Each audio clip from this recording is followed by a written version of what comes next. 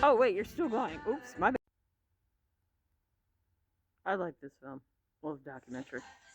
Again, I stayed to the end because I have to see the end of I have to see the end of the credits, see who all worked there. That's my thought process. Anyway, the movie that I just saw.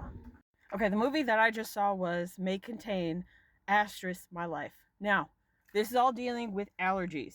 Okay, I'm going to talk about food allergies and specific to the movie, specifically to the movie, as well as food sensitivities, which I kind of knew, and explain the difference between them and what I learned from the documentary. Now, I want to give kudos to the kids who have the food allergies and saying this is what's happening to me. They brought to life a lot of things. For example, the fact that kids shows and comedians make fun of people with food allergies. They call them, excuse me, I was sneezing. They call them pussies. They said that they're losers. They're the villains. They're this, that, and the other. I remember the movie Peter Cotton. Was it Peter Cotton or whatever, where they have the bunny and there's this guy who's the villain. And from what I remember, people were upset about is the fact that the guy had a peanut allergy and they threw peanuts on him. Or the fact that Benji in You, the first season of You, he's a shitty boyfriend. He's a horrible boyfriend to his girlfriend, Beck. And what does Joe do? He gives him peanut butter to kill him. It's really fucked up. And also the fact that people don't know the differences between food sensitivities and actual food allergies. Now, me, myself, I have allergies. Some that are environmental, some that are seasonal. Okay? I also have food sensitivities. Like, I used to be able to drink milk, have butter, cheese, everything was fine. I can't do that anymore. I used to be able to drink. I can't do that anymore. Now that I've gotten older, guess what? Guess what? If I drink alcohol or I eat butter, all of a sudden I'm having a fucking asthma issue that I need to take my inhaler for. I start wheezing, so I have to take my inhaler. Today, I had something that I knew had butter and I still ate it, and I had to take my inhaler. And guess what? I'm still kind of huffing a bit with it. And I realized, oh, that you probably shouldn't have the butter at all, even though I like butter. I like butter to put on bread because I love bread. I love cheese.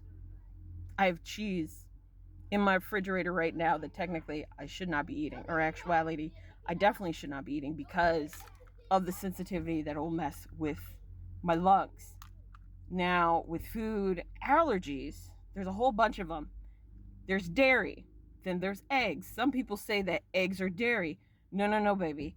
The reason why they have eggs in the dairy case is because the United States, instead of us having the eggs and just being like, okay, here's the eggs. Once the chicken hatches the eggs, we could, package them up and then they're good to go. And they could be stored, regularly. You could put them out and they would be fine.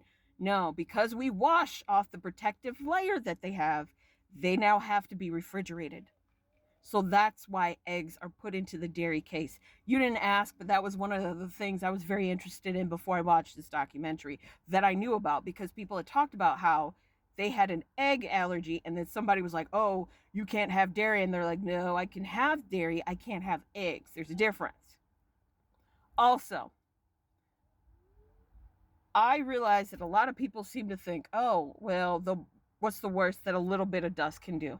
If you remember, I bitched and moaned about how, and I didn't really moan, I was really complaining, rightfully so, that a lot of people do not give a fuck about community. They will not give up their favorite thing for a short while because someone allergic may be affected. Their point of view is fuck them, it's me. When you're having these allergies, there are different things that happen. What I learned from the documentary is your body essentially says this is poison and it reacts to the protein of that thing.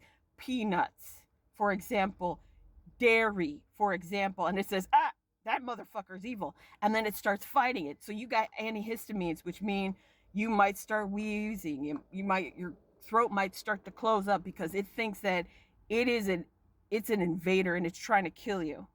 Your immune system is basically saying this thing is evil. We must destroy it, but on hardcore mode, and it fucks with your body. That being said, there are different allergies, and no one can really tell you like, oh, this thing is always mild, because there's no mild allergies. I learned also in the documentary. Some people may have a thing where, oh, I break out in hives, and then they keep eating that thing. For me, I will say with milk, again with dairy, I noticed a couple years back I started to have instances with it, but I kept eating it, and now it's getting to the point where I took my inhaler and I'm now having issues where it's still hard for me to breathe. That's on me. I am an adult. I should not be doing this. I'm right now thinking about everything I have, and I'm like, I'm going to have to get rid of it. I don't want to, but I'm going to have to. Sorry, I had a cough.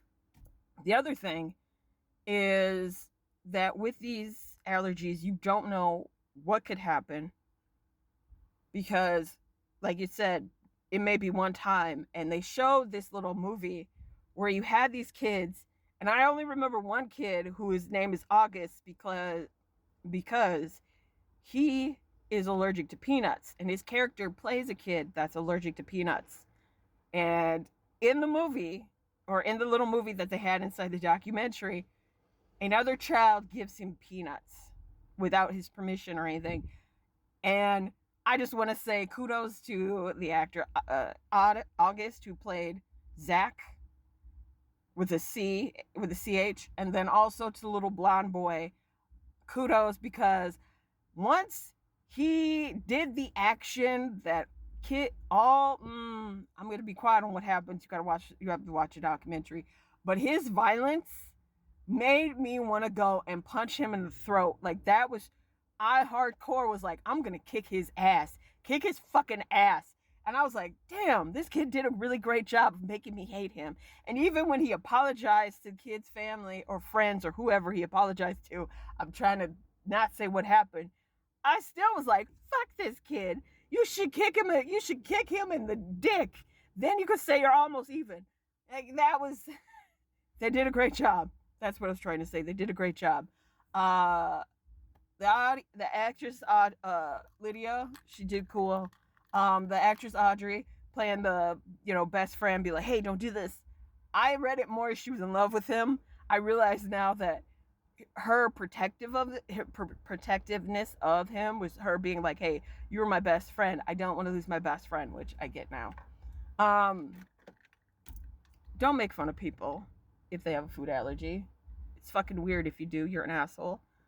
I will also say that I am shocked as fuck, and I'm also sad that apparently people don't know the differences, and they make fun of people, or they're like, it's just a little bit could kill somebody. Now, your allergy may not kill you all the time, but all it takes is one time to actually do it. And I don't think a lot of people thought about that or have thought about that. There's 32 million people, I learned, that live in America and have food allergies. Okay? So there's differences between sensitivities. Like mine, so their food sensitivity again is lactose intolerant for some people. Others have gluten. That's a insensitivity. Different things could happen if you have an allergic attack with the food. It could be hives, your face puffing up. It also could be gastronomical. Something happens with your stomach.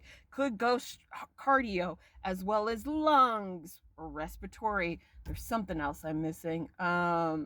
Closing of the throat. All these different things that can happen. Oh, and if someone does need an EpiPen, remember, orange to the sky, orange to the thigh, orange to the thigh, blue to the sky, and make sure the little blue cap is off. So again, orange to the thigh, blue to the sky, meaning blue should be up, orange should be down on the thigh.